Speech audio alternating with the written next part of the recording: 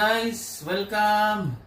Ngayon is may panibago na naman po tayong gagawin. Magluluto tayo. At ito po yung mga ingredients. Minced beef, cabbage, sibuyas, bawang, carrots, Italian sauce o any sauce, pwede pong tomato sauce, magic sarap, chili flakes, paminta, oyster sauce, soy sauce, and vinegar. So, dito naman po sa oil, you can use any oil. Pwede pong sunflower oil, pero gusto po namin ni Celtic, kaya ito po yung ginagamit namin. Olive oil. So, start na po tayo. Yan na po natin ng olive oil. Kaunti lang po kasi yung magpo-produce po yun ng oil. Gigisa po natin ng sibuyas, bawang, sabay na po yan. Luin natin yan. Okay na po to, nagisa na po itong sibuyas, bawang. Ngayon is, kung anong matigas, yun ang susunod natin. So, carrots. Ang luto po ito is apritada. My own version. Yan. Okay na po to. Ngayon, isusunod po natin yung giniling na baka. Pwede na po siyang isama kasi ito matigas. And this one is frozen. So, pag naluto po ito, luto po ito. Pag na lumambot ang carrot, is sabay na po sa beef. Ang madali ang luto po to. And then, tatakloban po natin ng kaunti. Hayaan natin kumatas yung baka, mais. Takloban po natin for 5 minutes. Guys, ang purpose po nitong pagtaklob ng kuan is para ma-evaporate agad, maluto agad yung beef. Kasi pag hindi nyo po nilagyan ng taklob, matagal po siyang maluto.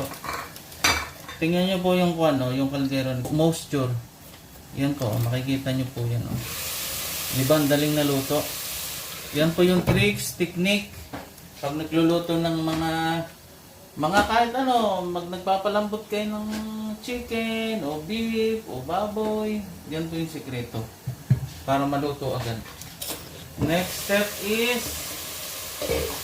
ano po yan? Tingnan nyo po, hindi naluto Hindi nga umabot ng 5 minutes. Lagyan na po natin ng pampalasa. Lagyan na po natin to.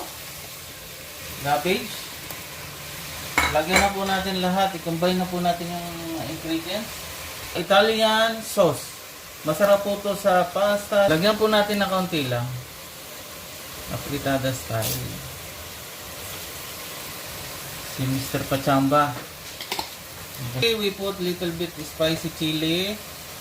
And then, remember, hindi na po kailangan lagyan ng tubig. Kasi, ang cabbage po at saka yung beef is frozen. Magtutubig po siya. So, no need to put water. Okay? So, chili flakes, black pepper. Lagyan po natin ng konting black pepper. Hinaan po natin ng apoy. Then, oyster sauce. Konti lang po yan, yung pampasarap. Pampasarap at pampa-sticky ng sabaw ng kaunti. Lagyan natin ng soy sauce. Ito po yung soy sauce. Tancha. Yan, ito po yung pampaalat. Hindi na po natin lalagyan ng asin. Okay na po yun. Lagyan po natin ng kaunti, patak lang. Pampawala ng lansa. Po yun. Alam mo naman ang Pilipino is may sikreto.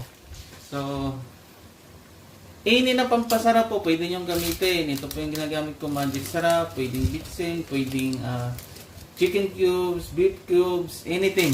Okay? Right now, ito po yung available na meron ako. Ito po yung gagamitin natin, magic sarap. Kaya siya tinawag na magic kasi pag nilagyan mo, sasarap ang ulam. Tansya lang po nito kasi huwag masyadong marami. Done. So, hahaluin na po natin. I-combine na natin lahat. Laksan ng apoy ng kaunti. Haluin natin to. Mix. Mimix natin. Nakita niyo po. So, magtutubig siya sa sariling gulay at yung sa beef. Diba? Ang dali lang. May ulam ka na. Yan yung big advantage pag marunong ka magluto. Kasi, biruin mo ka naman. Lalabas ka. Kakain ka sa restaurant. Yung isang kainan mo is makakain mo, ay sa restaurant, makakain mo lang isang kainan. Pero pag nagluto ka sa bahay, makakakain ang lahat. Oh. Sulit pang ang kain. Daming ulam. Nakita mo? Pag-orderin nyo to sa labas, naku po. Sobrang mahal. Pero pag kayo nagluto is ma-adjust nyo yung lasa, kung anong gusto nyo yung lasa. Tapos, so, steam natin to for 5 minutes again. Palalambutin natin yung kaunti yung cabbage at saka yung beef.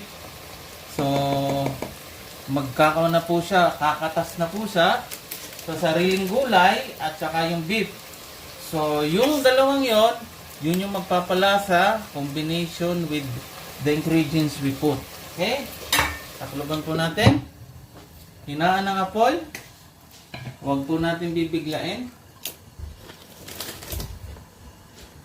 Guys, to be continued. So, 5 minutes. Tingnan nyo po. Oh. Nagtubig na siya. So, no need to put any water. Kasi may sariling tubig na po siya sa sariling gulay at beef. So, I think so ready to go. So, magpi-plating na po tayo. Yes, sarap. Woohoo! Mamma mia! Italiano amigo!